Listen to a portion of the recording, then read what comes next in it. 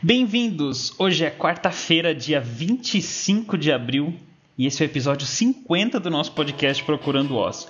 Hoje a gente tira sarro do cabelo do Bruno, a gente fala sobre inteligência, eu faço o Bruno perder o fio da meada, confrontando a psicologia dele, e ele não deixa barato, e xinga todos os seus e os meus antepassados de burros. Muito burros. Tudo isso e muito mais no episódio de hoje do podcast Procurando Oz.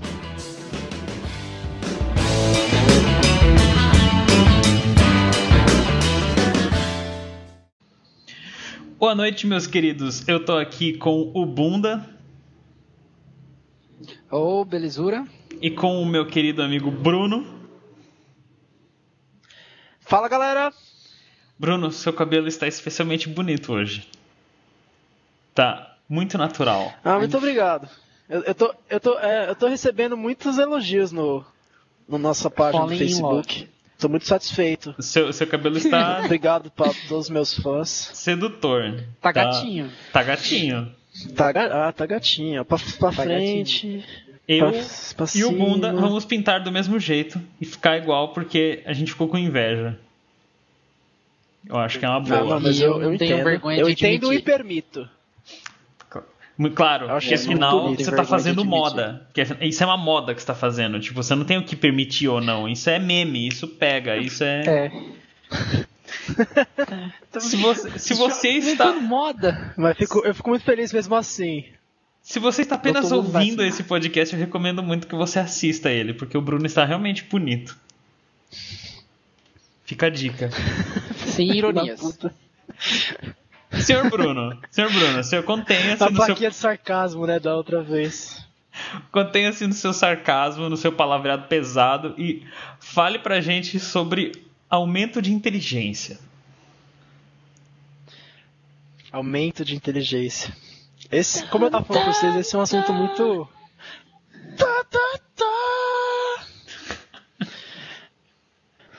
Esse é um assunto muito querido pra mim, tanto pessoalmente quanto profissionalmente.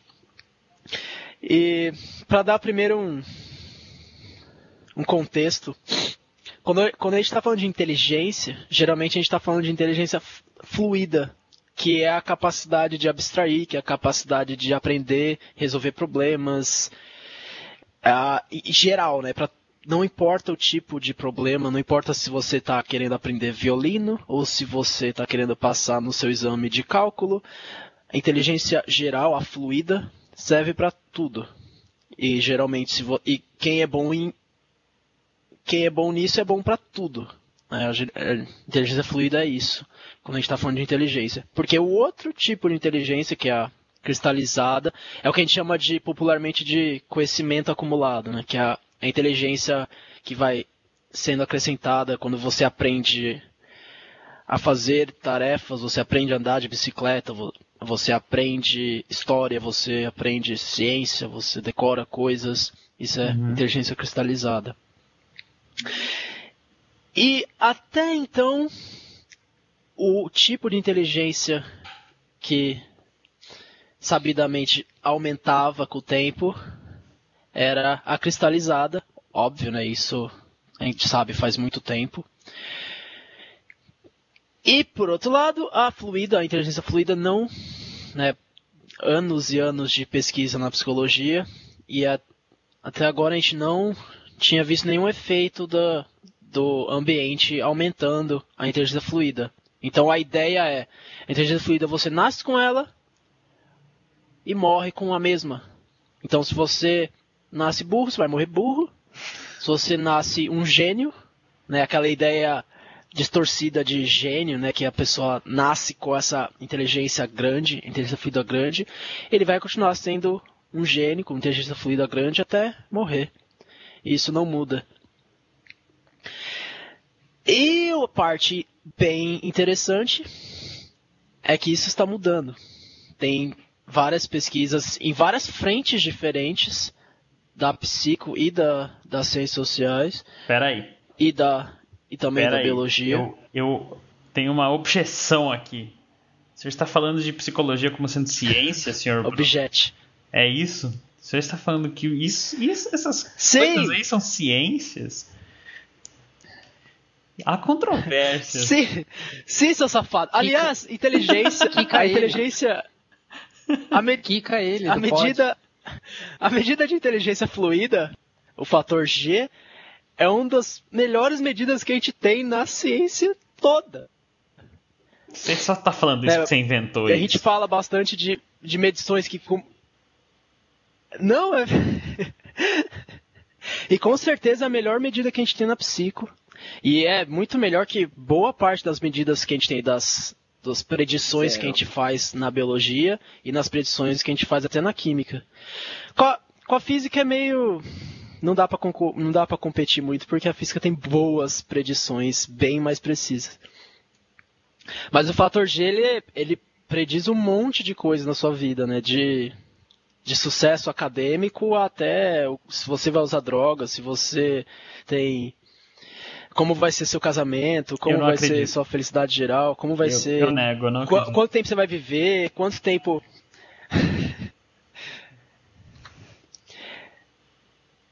E... o cara não acredita.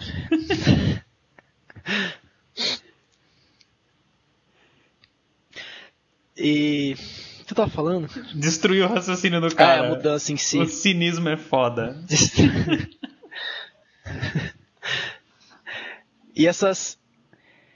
E hoje a gente está descobrindo por várias frentes diferentes que dá para mudar a inteligência fluida, né? Essa inteligência geral a gente consegue mudar. Uma das evidências, a que eu gosto mais, na verdade, a chamada de efeito Flynn. Vocês já ouviram falar desse efeito? É o aumento do QI da inteligência ao longo das gerações. Então eu já ouvi falar. Ele é medido faz menos de 100 anos. E esse efeito, para a inteligência geral, principalmente para a parte abstrata da inteligência geral, porque dá para dividir em várias outras, fica complicado sem entrar em detalhes. Mas principalmente a parte abstrata, a gente aumenta, a cada 10 anos a gente aumenta em 3 pontos no QI. Lembrando que o QI ele é definido pela população, então a média é sempre 100 pontos para aquela população e o desvio padrão é sempre 15 pontos. Uma pessoa, e a distribuição normal, né? Ou seja, a cada desvio padrão vai ficando bem raro na população, né? O primeiro desvio padrão vai para 68% da população, o primeiro desvio padrão, depois 95% do desvio padrão. Então uma pessoa com QI de 130 é bem rara e considerada bem inteligente já. Como comparação, o Stephen Hawking tem, se eu não me engano, um QI de 180, 170 e pouco. E ele é provavelmente um dos seres hoje vivos mais inteligentes. E, voltando, o efeito Flynn ele aumenta em 3 pontos a cada 10 anos. Ou seja, a cada geração você tem um aumento de uns 8 pontos. Né? Uma geração 25 anos mais ou menos. E 8 pontos a cada geração. Isso significa que umas 4 gerações passadas, por aí, as pessoas tinham QI de 70. QI de 70 é clinicamente considerado retardado. Tá vendo Mentalmente como retardado. isso que você chama de ciência não vale nada, velho? Cara, caras do passado fizeram pirâmides com a ajuda de alienígenas, tá? Os alienígenas só carregavam as pedras pra eles, mas eles que montaram tudo, tá? Olha como você não sabe de nada, velho. Você tá chamando os meus antepassados de retardado. Eu vou cancelar esse podcast agora, cara. Dá licença, eu vou embora daqui. Você tá chamando Pitágoras do que então, velho? Não, deixa eu só dar uma cláusula. O cara vai me falar que o Newton daqui a pouco era um retardado mental. O efeito inventou a variação. 2 coisas. Primeiro, eu tô falando de média, certo? Esse aumento é médio. Agora isso não quer dizer médio. que todo mundo era retardado. Mas a média era retardada pros padrões de hoje. Ai, que bom, E esse efeito fica muito mais ameno quando você vai voltando mais tempo, né, no passado. Esses 3 pontos de aumento é para os últimos 100 anos de história. Porque esses últimos 100 anos de história a gente teve um progresso muito rápido, né? Mais pro passado o progresso era lento, né? As coisas aconteciam muito mais devagar, os desenvolvimentos e...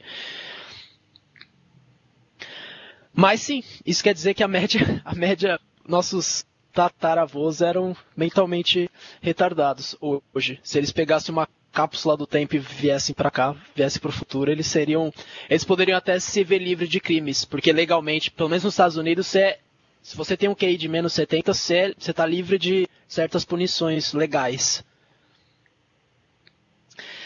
E esse aumento, no caso do efeito Flynn, esse aumento, como eu tinha falado, é principalmente na parte abstrata. E essa parte abstrata é porque nosso ambiente tem mais estímulos de filmes, de livros, de jogos. Então a gente está muito mais, né, de literatura, até televisão, né, internet. A gente está. Então esse a educação também melhorou pra caramba. Isso é um fenômeno plenamente ou majoritariamente social? Não tem nada de neurológico aí, biológico? Então, tem estudo mostrando seleção de alguns genes que podem estar relacionados com esse aumento, né? Como por exemplo, de receptor de dopamina, que é um das proteínas que eu trabalho. Mas, mesmo assim, não daria, mesmo se a seleção e a taxa de evolução fosse bem rápida, mesmo assim não daria para explicar esse aumento tão grande, esse aumento médio tão grande a cada geração. Porque é muito, né? Está aumentando 8, 10 pontos a cada geração. Isso é muita mudança. E tá acontecendo... E tem 8 países que está acontecendo ainda mais rápido, né? Dependendo do país, isso é a mudança... Os 3 pontos é a média global, porque isso tem país que está aumentando muito mais, 6, 7 a cada 10 anos. Então não daria para explicar só por mudança biológica. Apesar que sim, tem evidências de mudança biológica. Assim, nosso ambiente está ficando diferente, né? Então isso, as pessoas mais inteligentes são selecionadas. Você sabe que nada disso importa, né? O que a gente quer saber é como é que a gente faz para ficar mais esperto. A gente quer que você fale logo pra gente como é que a gente faz. Eu quero acompanhar meus filhos aí, meus netos, porque eu vou ser retardado, né? Então, afinal, né? Nós somos todos retardados daqui a algum tempo. Afinal, tá...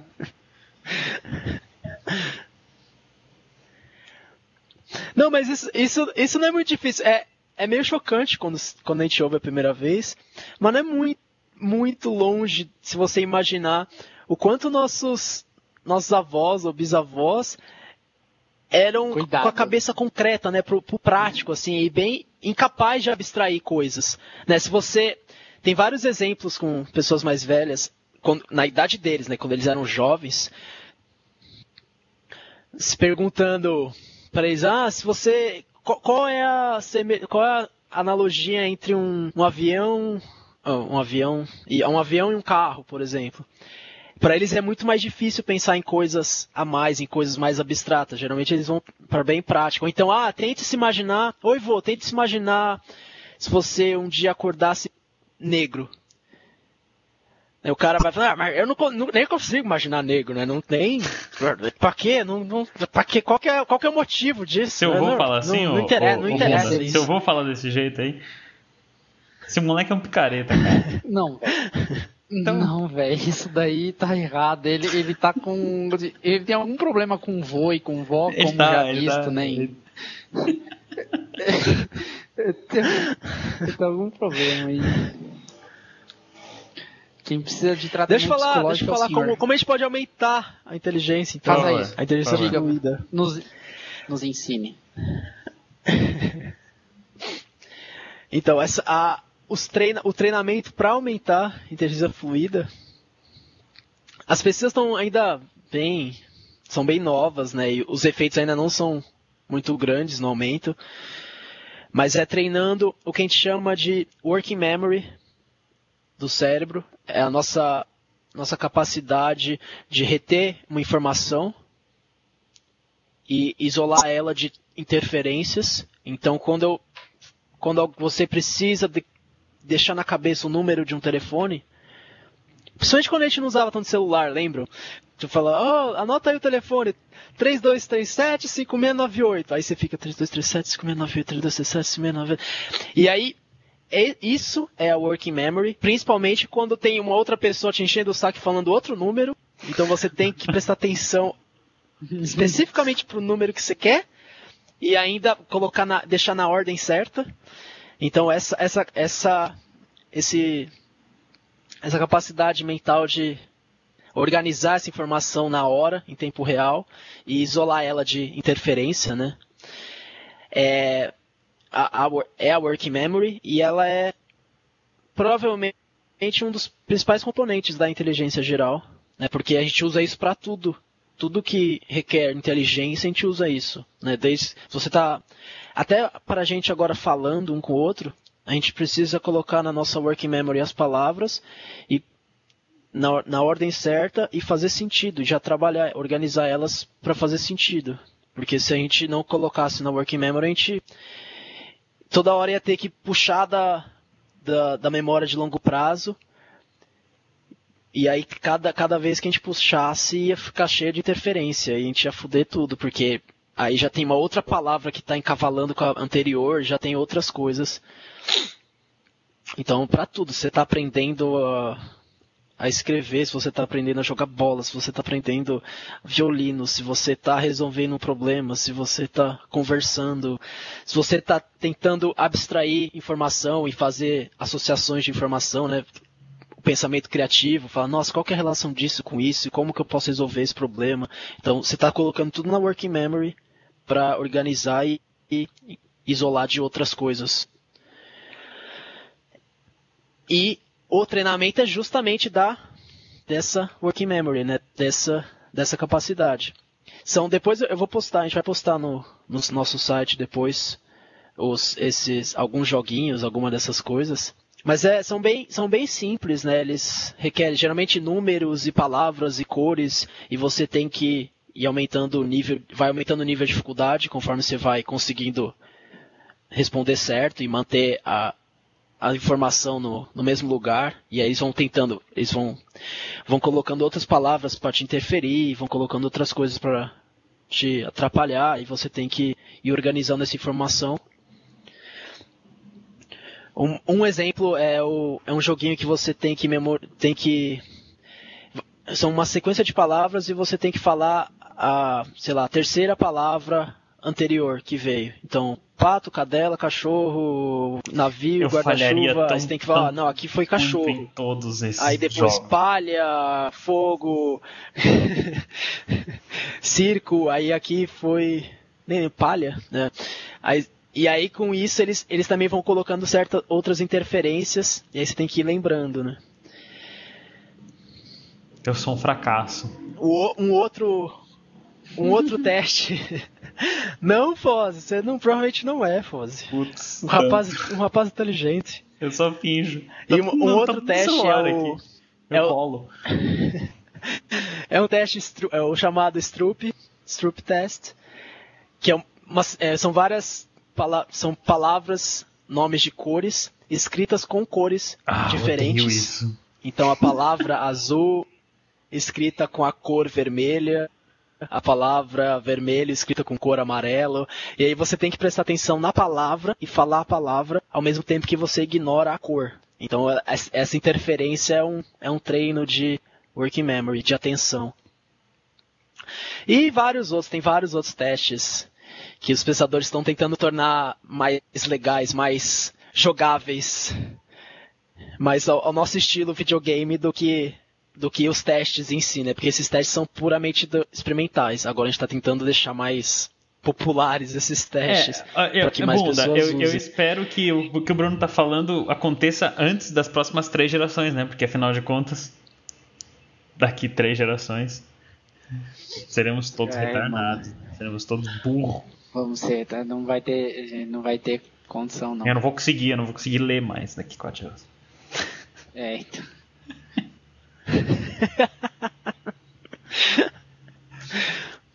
Muito bom, Sr. Bruno. Muito bacana. Você não explicou nada como é que a gente faz pra ficar mais inteligente, mas muito bom. Eu me contento em ser um... É treinando isso. Aí, tá vendo? Eu já esqueci, mano. E treinando isso, você teoricamente aumenta bastante. É claro que esse efeito não é permanente, é como exercício, né? Você parar de fazer exercício, uma hora você vai ficar... perder músculo de novo. Mas se você continuar treinando, você vai ficando melhor. E isso a gente já faz no dia a dia, né? Videogame é um ultra treino de working memory. Internet também é ultra treino de working memory, né? Você tá com um monte de coisa ao mesmo tempo passando na tela, e um monte de janela, um monte de coisas. Você tem que... Isso é verdade. Não pode se distrair com uma janela, tem que prestar atenção em outra. A gente treina working memory toda hora, e cada vez mais. E isso, claro, também explica o efeito Flynn. Porque a gente está cada vez mais fudido com interferências e coisas que a gente precisa prestar atenção. Então, cada vez mais a gente fica melhor em working memory. E, por consequência, mais inteligentes. Nada disso importa.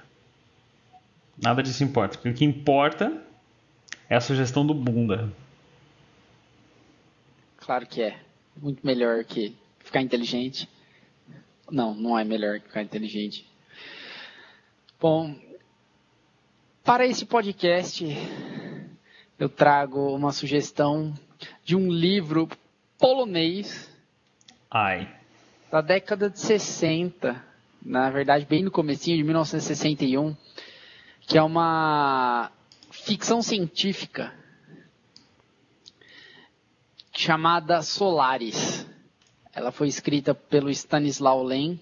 Na verdade foram feitos alguns filmes, sendo vários filmes a respeito, né, baseados nesse livro, sendo que o melhor deles foi de um russo da década de 70, né, foi em 72, que foi do Andrei Tarkovsky, para quem quiser pegar. Teve um tempinho atrás, aí, em 2000 e tanto, não lembro agora, o George Clooney fez ele participou de um remake, né?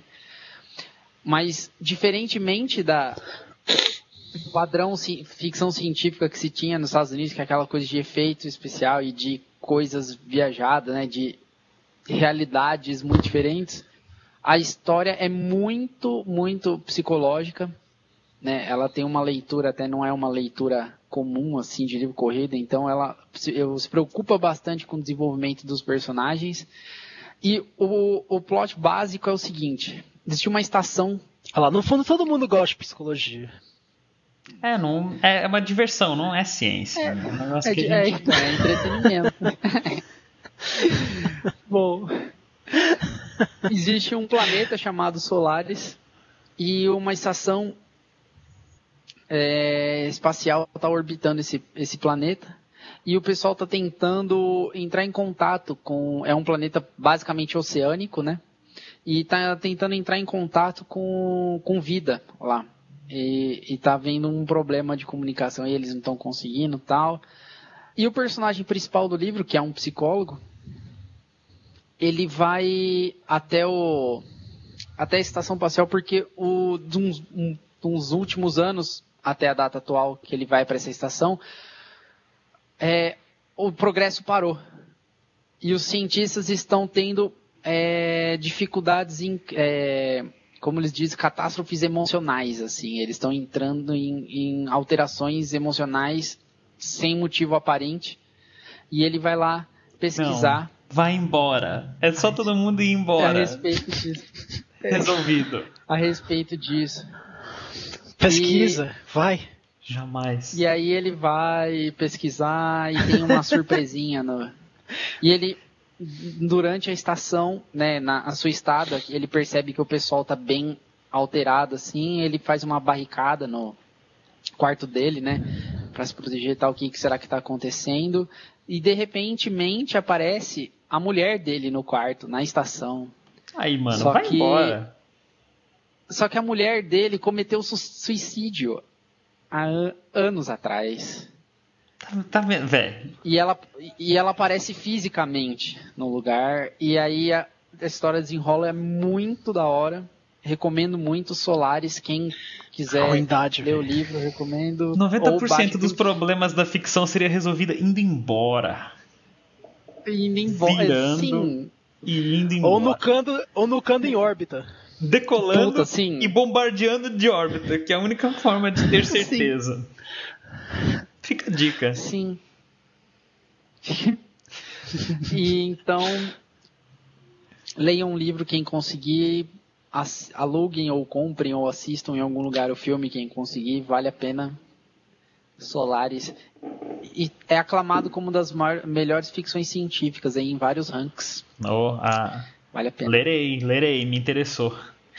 A minha citação, ela tem uma fonte, como é que eu posso dizer? No mínimo surpreendente, dado o nosso podcast aqui, mas eu achei que ela cabia muito bem pro que nós falamos hoje.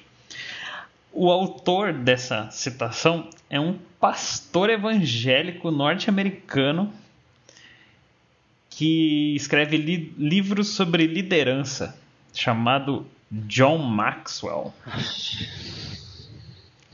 Né? Vamos lá. Ela diz o seguinte, abre aspas: a vida é 10% do que acontece comigo e 90% como eu reajo. John Maxwell. Toma essa aí, cientistazinho. Nice, toma essa aí, homem da ciência. Nice, em nome do Senhor, velho. Viu? É isso aí. Tá, agora eu sou cientista, né? Não, eu tava falando com o cientista do seu lado, não tava falando com você, não. Não tinha dividido a palavra, Luciano. Bruno, você era cientista e você decidiu ir por caminhos Tortos. Você tava lá tão bem, velho. Gente, obrigado. Muito obrigado pelo tempo. Eu que agradeço, me diverti bastante.